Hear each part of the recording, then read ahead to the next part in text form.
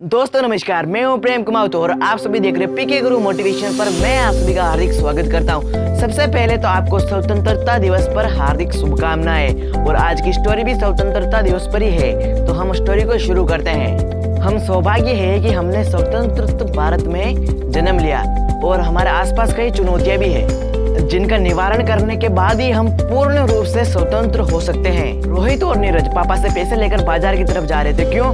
क्योंकि उन्हें स्वतंत्रता दिवस पर 15 अगस्त के अवसर पर देश का तिरंगा झंडा 15 अगस्त पर खरीदना था। क्यों? क्योंकि उनका घर सबसे अच्छा दिखे और वो खुशी खुशी बातें करते बाजार की तरफ जा रहे थे। तभी रोहित और नीरज की नजर एक लड़के पर पड़ी जो वेशभूषा से एक भिखारी दिखता था, परंतु वो एक भिखारी नहीं था, वो एक वर्कशॉप पर काम करता था। काम करके वह तेजी से भागा जा रहा था। चलो इसका पीछे करते हैं, देखते हैं कि ये कहाँ जा रहा है। रोहित ने कहा उस लड़के के हाथ में एक काला रंग का थैला था जो उसने बड़ी मजबूती से पकड़ा हुआ था। आखिर वे चलते चलते एक झोपड़ी में घुस गया।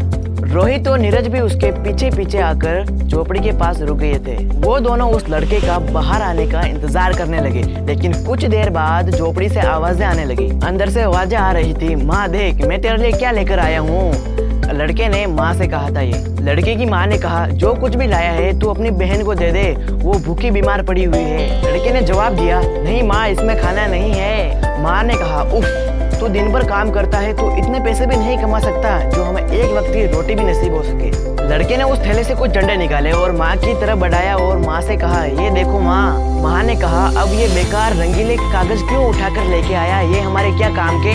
ये बेकार कागज नहीं है माँ, ये हमारे देश भारत का तिरंगा झंडा है। मैंने ये झंडे खरीदने के लिए कितने जतन किए, कितनों के आगे हाथ फैलाए। अरे बेटा ये सब तुमने क्यों किया? आखिरकार इस देश ने हमें दिया ही क्या है, सिवाय गरीबी और भूख भरी के अलावा क्या दिया है हमें? ये देश सिर्फ पूंजीपतियों का ही है। इस झंडे की अपेक्षा हमें 2 वक्त की रोटी से ज्यादा अधिक महत्व है। कम से कम हमारा पेट तो भरेगा, माँ ने अपने आंसुओं को पोंछते हुए कहा। हाँ तुम्हें शायद ये मालूम नहीं है कि ये देश हमें कितने बलिदानों से मिला, कितनी जानें कुर्बान हो गई, हमें इसलिए इसका आभास नहीं है क्योंकि हमने कोई बलिदान नहीं दिया। अगर आज हम स्वतंत्र नहीं होते तो किसी अंग्रेज के जूते साफ कर रहे होते। हमें खुशी इस बात की है कि हम आज किसी के गुलाम नहीं है, हम अपनी इच्छाओं के अनुसार जी तो सकते हैं। उस लड़के की ये बात सुनकर उसकी माँ सिर झुकाए हुए खड़ी थी।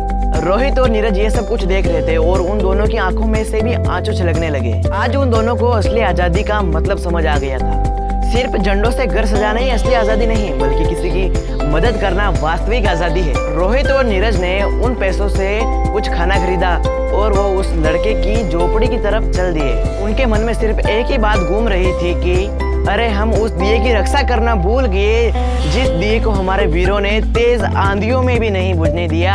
उन दोनों को इतनी खुशी 15 अगस्त मनाते हुए हो रही थी।